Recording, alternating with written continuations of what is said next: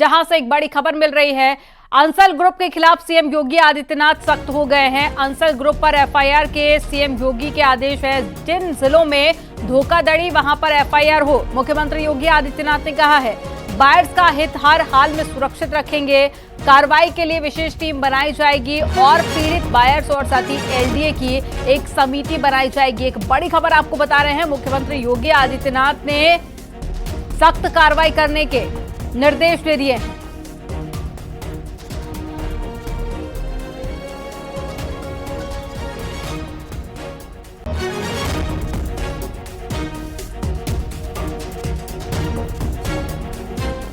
लखनऊ में मुख्यमंत्री आवास पर आईआईएम और भारतीय डाक सेवा के अधिकारियों के साथ में सीएम योगी ने बैठक की।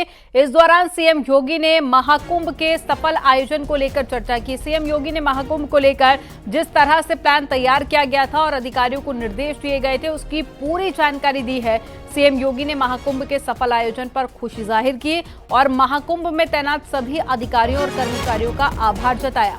मुख्यमंत्री योगी ने महाकुंभ में हुई भगदड़ का भी जिक्र किया और अखाड़ों की तरफ से किए गए सहयोग को लेकर आभार जताया।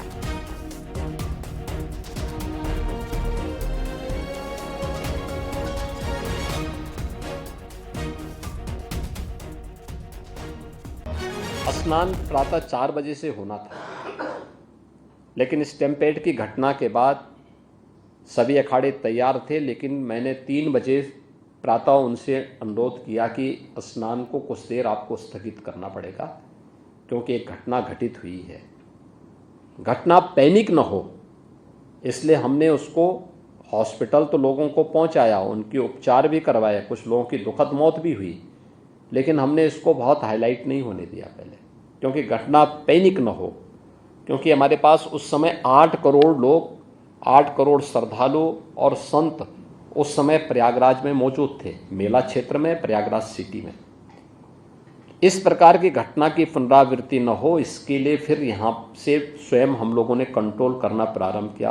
अधिकारीगण मौके पे मौजूद थे, इन चीज़ों को हम लोग लगातार उन चीज़ों को करने लग गए और फिर उनका स्नान, चूँकि मुहूर्त 29 को पूरे दिन भर था, तो फिर दोपहर 12 बजे तक उनको लिए संगम नोच खाली करवा करके वहाँ पे उनके स्नान की तैयारी की गई और फिर 3 बजे से 2-2:30 बजे से उनका स्नान प्रारंभ हुआ 13 के 13 अखाड़ों का और अन्य संतों का।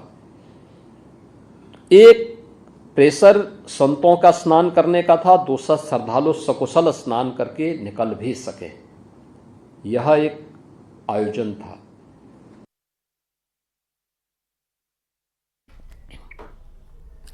रंग लाई है योगी सरकार की कोशिश। यूपी में पाई गई सबसे ज्यादा डॉल्फिन यूपी की नदियों में मिली है 2397 डॉल्फिन। देश की नदियों में 6327 डॉल्फिन मिली हैं। दूसरे नंबर पर बिहार है जहां पर 2220 डॉल्फिन मिली है और योगी सरकार ने 17 अक्टूबर 2023 को गंगा डॉल्फिन को राज्य जलीय जीव घोषित किया है और गंगे डॉल्फिन की उपस्थिति उत्तर प्रदेश में गंगा, यमुना, चंबल, घाघरा, राप्ती, गेरुआ और साथ ही कई सारी नदियों में पाई गई है।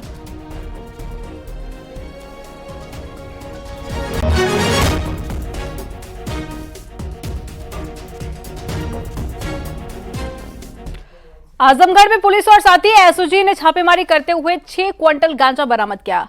बरामद गांजे की कीमत 70 लाख रुपए बताई जा रही है और पुलिस एक पिकअप भी बरामद कर चुकी है जिसमें गांजा ले जाया जा रहा था। कैंची मोड़ के पास से चेकिंग के दौरान पकड़ा गया। पुलिस ने आरोपी शैलेंद्र को गिरफ्तार कर लिया। आरोपी मऊ का रहने वाला है।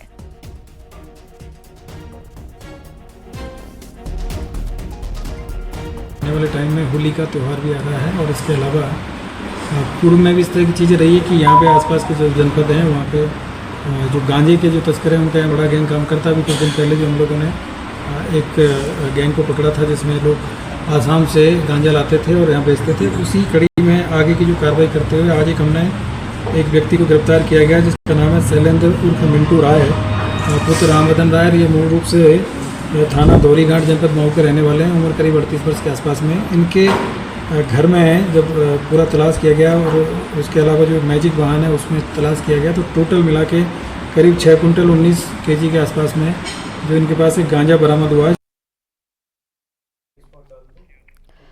आगरा के खंदोली क्षेत्र में खेलते समय तालाब में गिरे बच्चे की मौत हो गई है। तालाब से बच्चे का शव बरामद किया गया और दरअसल खेलते समय मासूम तालाब में गिर गया था। मासूम को बचाने के लिए उसकी मां विनीता भी तालाब में कूद गई। मां को तैरना नहीं आता था, जिससे मां भी डूबने लगी और गांव के तैराकों ने डूबती हुई मां विनीता को बचा लिया, लेकिन मासूम की तालाब में डूबने से मौत हो गई।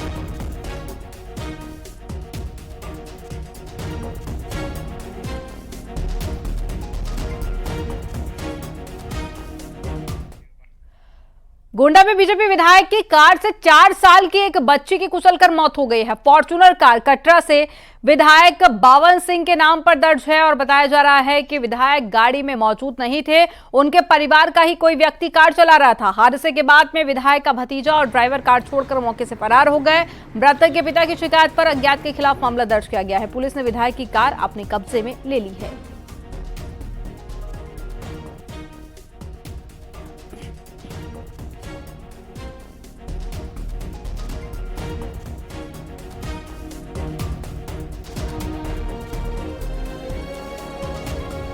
फॉर्च्यूनर किसके फॉर्च्यूनर थी? आपने चौकी में कोई तहरीर दिया है? हाँ। नाम क्या है बच्ची का? करिश्मा। कितने साल की है? कल 2 मार्च को सायं 4 बजे थाना कटरा बाजार पुलिस को यह सूचना प्राप्त हुई कि पहाड़ापुर गांव में एक फॉर्च्यूनर गाड़ी से एक्सीडेंट हो गया है, जिसमें 4 वर्ष की बच्ची की तत्काल मौके पर ही मृत्यु हो गई है।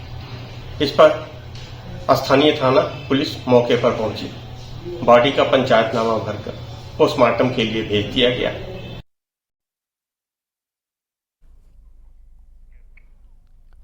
चंबल के बीहड़ों में आतंक का पर्याय बन रही कुख्यात डकैत कुसुमा नाइन का लखनऊ पीजीआई में इलाज के दौरान निधन हो गया है। कुसुमा नाइन ने 2004 में सरेंडर कर दिया था और उसके बाद से इटावा जेल में आजीवन कारावास की सजा काट रही थी। लंबे समय से टीबी से पीड़ित थी। जेल में रहते हुए उन्होंने आध्यात्मिक जीवन अपना लिया था। कुसुमा नाइन फक्कड़ गैंग के लिए काम करती थी।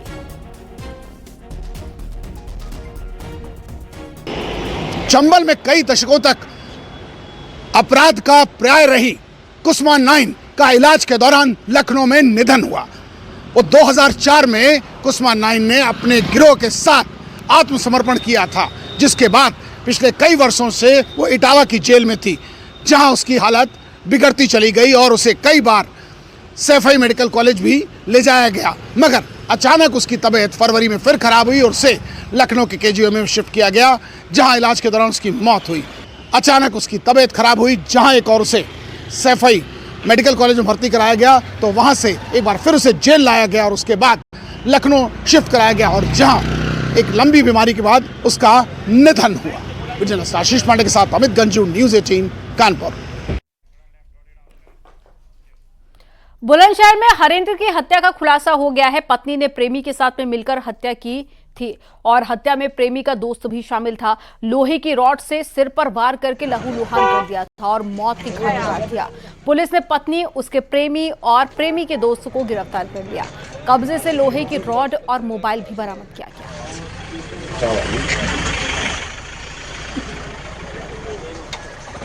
नौधरी रोड के पास गेहूं के खेत में लाश मिली थी।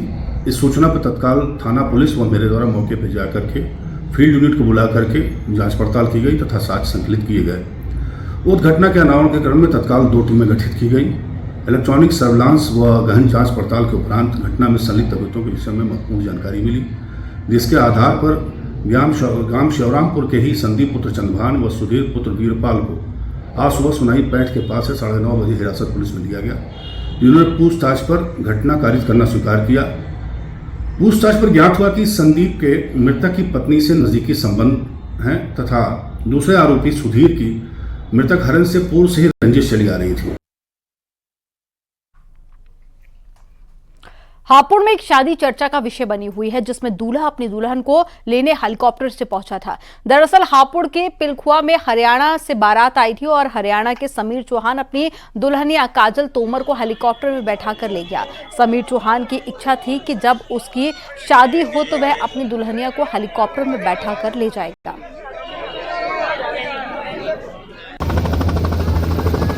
बहुत अच्छा लगा, बहुत ज़्यादा। क्या नाम है? काजल तोमर जी। कहाँ से आई है? हरियाणा से, पटौदी से आई है जी।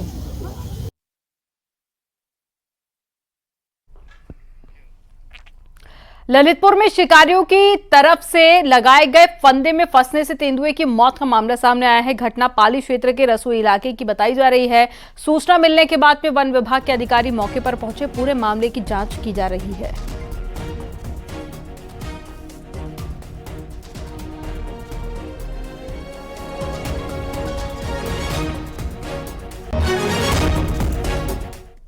ग्रेटर नोएडा में एक स्टेशन मास्टर की कार 30 फीट गहरे नाले में जा गिरी। आशंका जताई जा रही है कि गूगल मैप की वजह से रास्ता भटकने के चलते यह हादसा हुआ है। हालांकि इसकी आधिकारिक पुष्टि नहीं हुई है, जांच चल रही है। मामला बीटा थाना क्षेत्र के P3 सेक्टर के पास का है। दिल्ली के मंडावली के रहने वाले भारत भाटी, जो कि स्टेशन मास्टर थे, शादी में जाने के लिए निकले थे।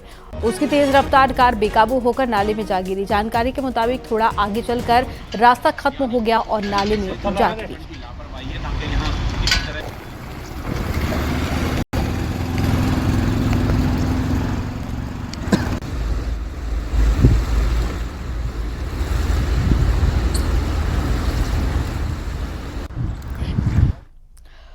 अब खबर प्रयागराज से है, जहां पर युवक ने यमुना नदी में कूदकर जान देने की कोशिश की है, लेकिन समय रहते पीएससी के जवानों ने देख लिया और लड़के को बचा लिया। लड़के का नाम विवेक कुमार है, वो बिहार का रहने वाला है।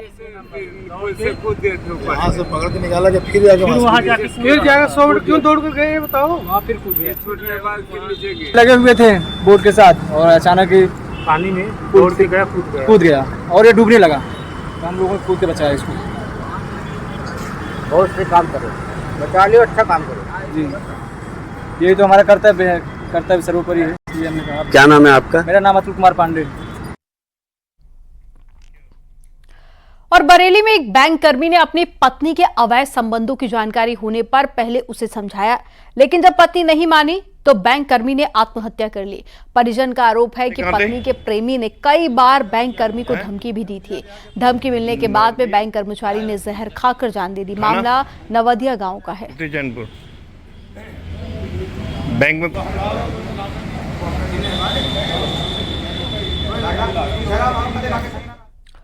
मेरठ में मेजर ध्यानचंद खेल विश्वविद्यालय के पहले खिलाड़ियों को एक और बड़ा तोहफा मिल जाएगा। मेरठ के कैलाश प्रकाश स्पोर्ट्स स्टेडियम में करोड़ों की लागत से बन रहे एथलीट सिंथेटिक ट्रैक की सौगात मिलेगी। मेरठ में खेल और खिलाड़ियों को लेकर मेजर ध्यानचंद खेल विश्वविद्यालय बनकर तैयार हो रहा है।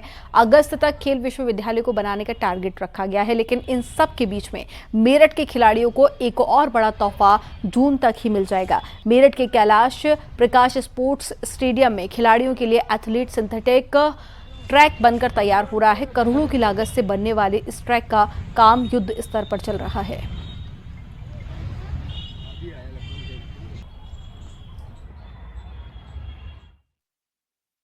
ये फुल पीयूआर सिस्टम पे बनना है। फुल पीयूआर का मतलब नीचे से लेके ऊपर तक का लेयर ईपीडीएम का होगा। एक लेयर होगा, इसके 3 साइज की इसकी लेयरें होती हैं। ओवरऑल ग्राउंड में 15 mm, जंपिंग पीट में 20 mm और ये स्टेपल चेज में 25 mm थिकनेस के ईपीडीएम लगाए जाते हैं। उसी सिस्टम पे इसको बनाया जाएगा। पश्चिमी उत्तर प्रदेश को बहुत जल्द मेजर ध्यानचंद खेल विश्वविद्यालय का तोहफा मिलने वाला है। अगस्त तक की डेडलाइन तय की गई है मेजर ध्यानचंद खेल विश्वविद्यालय को बनाने के लिए। मुख्यमंत्री योगी आदित्यनाथ ने बीते दिनों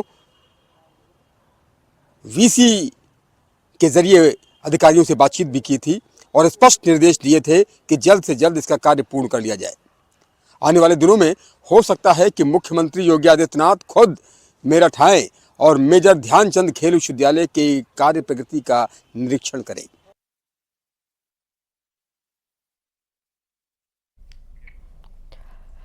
खबर उन्नाव से है, जहां पर तेज रफ्तार ट्रक ने बाइक सवार 2 छात्रों को टक्कर मार दी। हादसे में एक छात्र की मौत हो गई है। घटना की सूचना पर पहुंची पुलिस ने शव को पोस्टमार्टम के लिए भेज दिया है। आपको बता दें कि अचलगंज थाना क्षेत्र में उन्नाव जाने वाले मार्ग पर ग्राम मुगुलपुर के मोटरसाइकिल से 2 छात्र कक्षा 12वीं की परीक्षा देने जा रहे थे, तभी अचलगंज से उन्नाव जाने वाले मार्ग पर ट्रक ने टक्कर मार दी। स्थानीय लोगों ने तुरंत एम्बुलेंस बुलाकर दोनों को जिला अस्पताल में पहुंचाया।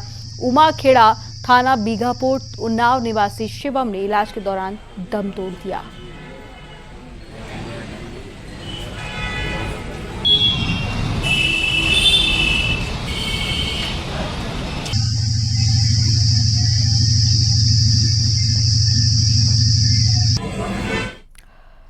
मऊ के घोसी कोतवाली क्षेत्र में एक दर्दनाक सड़क हादसा हो गया, जहां पर चाचा भतीजे की मौत हो गई है। अमिला बोची मार्ग पर पांडे पार्क के पास में एक स्कूल बस ने बाइक को जोरदार टक्कर मार दी। चाचा रामरतन सिंह अपनी भतीजी सोनम सिंह को 12वीं की परीक्षा दिलाने के लिए कटिहारी के राजकीय विद्यालय ले जा रहे थे। इसी दौरान पीछे से आ रही स्कूल बस अनियंत्रित होकर उनकी बाइक को टक्कर मार दी।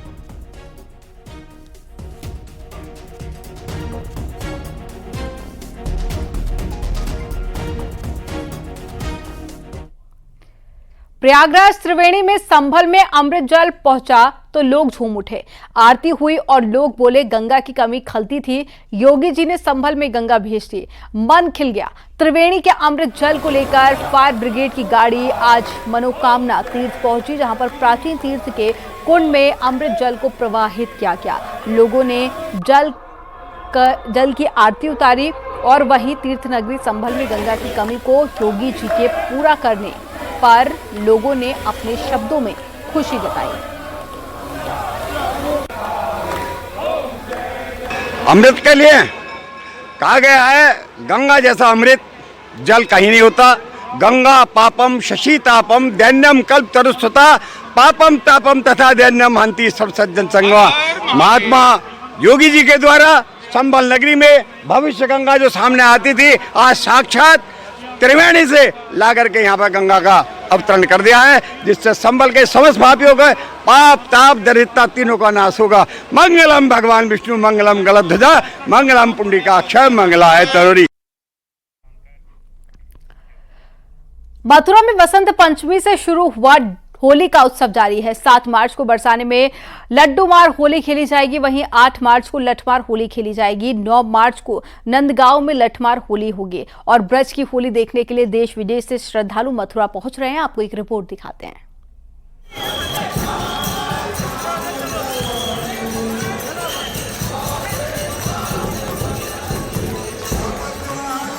मथुरा की होली विश्व प्रसिद्ध है। ब्रज की होली की धूम अभी से दिखाई दे रही है। गोवर्धन गिरिराज जी के दानघाटी मंदिर में होली का उत्सव भगवान कृष्ण के गिरिराज स्वरूप के साथ धूमधाम से मनाया गया।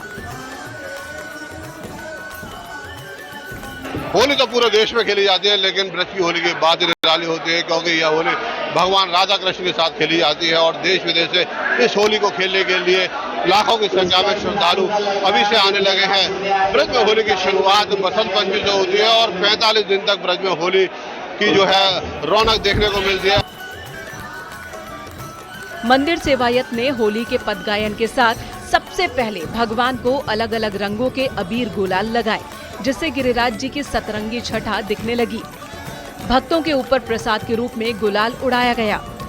ब्रज में 45 दिन तक होली का उत्सव मनाया जाता है, जिसका आनंद लेने के लिए देश विदेश से राधा कृष्ण के भक्त कान्हा की नगरी पहुंचते हैं। ब्रज की होली बरसाना में खेले जाने वाली लड्डू होली और लठमार होली के साथ ही अपने पूरे शबाब पर पहुंच जाती है। जैसा बरसाना की जो विश्व प्रसिद्ध लठामार होली है, वो इस बार 8 मार्च को होगी और इस लठामार होली ये पारंपरिक भगवान राधा कृष्ण की होली है, जो कि हजारों वर्ष से ये परंपरा चली आ रही है। नवमी के दिन फाल्गुन मास के शुक्ल पक्ष की नवमी के दिन नंदगाम के जो होरियारे भगवान कृष्ण के जो सखा के रूप में उनकी जो कृष्ण स्वरूप ध्वजा को लेकर नंदगाम से बरसाना होली खेलने आते हैं और प्रिया कुंड पर उनका स्वागत होता है, अगवानी करते हैं बरसाना वासी। फिर वहाँ से राधा रानी मंदिर में सभी लोग जाते हैं। राधा रानी मंदिर में उनके ऊपर जो पारंपरिक प्राकृतिक टेसू के फूलों का रंग है, उसकी वर्षा होती है और रंग अबीर गुलाल की खूब मार होती है। मथुरा वृंदावन में ब्रज की मशहूर लड्डू मार होली और लठमार होली का उत्सव जल्द होने वाला है। 7 मार्च को बरसाने में लड्डू मार होली खेली जाएगी। वहीं 8 मार्च को लठमार होली होगी। 9 मार्च को नंदगांव में लठमार होली होगी। 10 मार्च को रंग भरनी एकादशी से ही ब्रज में रंगीली होली की शुरुआत हो जाएगी। सारे प्रमुख मंदिरों में श्रद्धालु और पहुंचने वाले आगंतुक रंग गुलाल से होली खेलना शुरू कर देते हैं। ये जो लठामार होली की परंपरा है कि भगवान कृष्ण अपने सखाओं के साथ बरसाना में जब होली खेलते हैं तो रंगीली गली में राधा रानी के सखियों के साथ हास प्रयास हंसी टिटोली का जब संवाद करते हैं तो उसमें उनको चिढ़ाने के लिए वो इस तरह के होली का गीत गाते हैं। तो उसमें फिर वो प्रेम से, मतलब ऐसा नहीं कि गुस्सा में या क्रोध में आकर, प्रेम से फिर वो भगवान कृष्ण उनके सखाओं के ऊपर लाठियों से प्रहार करती हैं, उनको इधर से उधर से लाठी मारती हैं। तो सखा ढाल से उसको बचाते हैं। तो जो ढाल से बचाते हैं तो बस वहीं से वो लठामार होली शुरू हो जाती है। मथुरा वृंदावन की होली देखने के लिए देश विदेश से श्रद्धालु यहाँ आते हैं। 10 मार्च को श्री कृष्ण जन्मभूमि में होली खेली जाएगी। 10 मार्च को ही बिहारी जी के मंदिर में रंग भरनी एकादशी है। 10 मार्च को ही द्वारिकाधीश मंदिर में होली खेली जाएगी। 11 मार्च को गोकुल में गोपियां छोटी छोटी छड़ियों से भगवान के साथ होली खेलती दिखेंगी। 12 मार्च को द्वारिकाधीश मंदिर में बगीचे में रंगीली होली होगी। 13 मार्च को गांव फालैन में तकरीबन 12 फीट की होलिका दहन की तैयारी की गई है। 13 मार्च को प्रसिद्ध द्वारिकाधीश मंदिर में चतुर्वेदी समाज का डोला निकलेगा, जिसमें रंग गुलाल से होली खेली जाएगी। 14 मार्च को रंगों से दुल्हेंडी मनाई जाएगी। वहीं 15 मार्च को दाऊजी का हुरंगा होगा। भगवान कृष्ण के साथ होली खेलने के बाद गोपिकाएं कृष्ण के बड़े भाई बलराम के साथ होली खेलेंगी। होली का विशाल रूप होने के चलते इसे हुरंगा कहा जाता है और इसी के साथ ब्रज में चलने वाली 40 दिवसीय होली का समापन होगा। अबीर गुलाल की होली बसंत पंचमी से शुरू होती है और रंग भरनी एकादशी तक चलती है। और रंग भरनी एकादशी के बाद जो है ब्रज में रंगों की शुरुआत हो जाती है और सभी एक रंग में रंगे हुए नजर आते हैं और वो है भगवान कृष्ण और राधा के प्रेम का। इसीलिए कहा जाता है जग हो रही ब्रज हो रहा ऐसा देश में बोला। नितिन गौतम, न्यूज़ 18, मथुरा।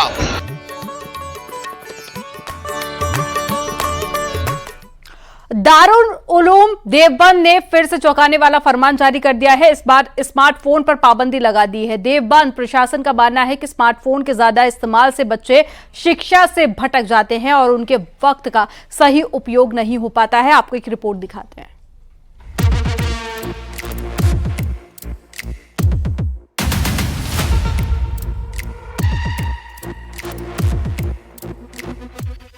अपने फैसलों से अक्सर चर्चा में रहने वाले दारुल उलूम देवबंद ने इस बार अपने छात्रों को स्मार्टफोन पर पाबंदी का फैसला सुनाया। नए दाखिलों की प्रक्रिया शुरू होते ही नई गाइडलाइन सामने आई। दारुल उलूम देवबंद प्रशासन का मानना है कि स्मार्टफोन के ज्यादा इस्तेमाल से बच्चे शिक्षा से भटक जाते हैं और वो अपने वक्त का सही इस्तेमाल नहीं कर पाते हैं। दारुल उलूम देवबंद का ये फैसला इस्लामी तालीम को बेहतर बनाने और एक अनुशासित माहौल देने में मदद करेगा। नए सेशन में दाखिला ले रहे बच्चों के लिए इस नियम का पालन करना जरूरी होगा। दारुल उलूम देवबंद की इंतजामिया ने अपने यहाँ पढ़ने की ख्वाहिश रखने वाले छात्रों के लिए कुछ गाइडलाइंस जारी की हैं और इन गाइडलाइंस में स्मार्टफोन का भी जिक्र किया गया है और कहा गया है कि कोई भी बच्चा स्मार्टफोन का इस्तेमाल ना करे। अगर करता हुआ पाया गया तो उसको जब्त कर लिया जाएगा। संस्थान के वरिष्ठ उलेमा मानते हैं कि टेक्नोलॉजी के फायदे तो हैं, लेकिन उसका सही इस्तेमाल जरूरी है। स्मार्टफोन के चलते छात्रों का ध्यान पढ़ाई से हटकर सोशल मीडिया और गैर जरूरी चीजों पर चला जाता है, जिससे उनके तालीमी सफर पर नेगेटिव असर पड़ता है। इसी वजह से अब छात्रों को सिर्फ किताबों और शैक्षणिक साधनों पर निर्भर रहना होगा। दारुल उलूम देवबंद का कहना है कि ये कदम छात्रों की तालीम को और मजबूत करने के लिए उठाया गया है। संस्थान चाहता है कि छात्र गंभीरता से इस्लामी तालीम हासिल करें और अपने समय का सही इस्तेमाल करें। इस फैसले से छात्रों को शिक्षा के प्रति अधिक अनुशासित बनाने में मदद मिलेगी। दारुल उलूम देवबंद की इंतजामिया ने जो ये पाबंदी आयद की है इसलिए की है कि बच्चे मोबाइल में अपना वक्त ज़ाय ना करें और ज़्यादा से ज़्यादा किताबों से पढ़े। तो मैं तमाम तलबाओं को जो यहाँ पर पढ़ने की ख्वाहिश रखते हैं या पहले से पढ़ते आ रहे हैं, तमाम लोगों से अपील करूँगा कि वो स्मार्टफोन का इस्तेमाल हरगिज़ ना करें। अपना ज़्यादा से ज़्यादा वक्त किताबों में लगाएं, पढ़ें, क्योंकि वक्त बहुत कीमती है। दारुल उलूम देवबंद में पहले भी डिजिटल गैजेट्स और मॉडर्न टेक्नोलॉजी को लेकर सख्त नियम लागू किए गए हैं। इससे पहले भी संस्थान ने कैंपस में टीवी, इंटरनेट और अन्य मनोरंजन के साधनों पर रोक लगाई थी। न्यूज़ 18 के लिए ब्यूरो रिपोर्ट।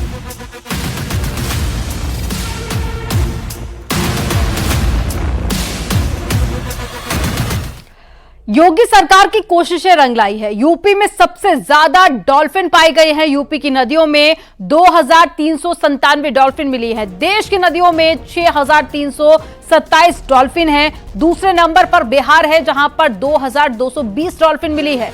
योगी सरकार ने 17 अक्टूबर 2023 को गंगा डॉल्फिन को राज्य जलीय जीव घोषित किया था और गंगे डॉल्फिन की उपस्थिति उत्तर प्रदेश में गंगा, यमुना, चंबल, घाघरा, राप्ती, गेरुआ और भी कई ऐसी नदियां हैं जहां पर पाई गई हैं। योगी सरकार ने 17 अक्टूबर 2023 को गंगा डॉल्फिन को राज्य स्तरीय जीव घोषित किया है। गंगे डॉल्फिन की उपस्थिति उत्तर प्रदेश में गंगा, यमुना, चंबल, घाघरा, राप्ती, गेरुआ नदियों में पाई गई है।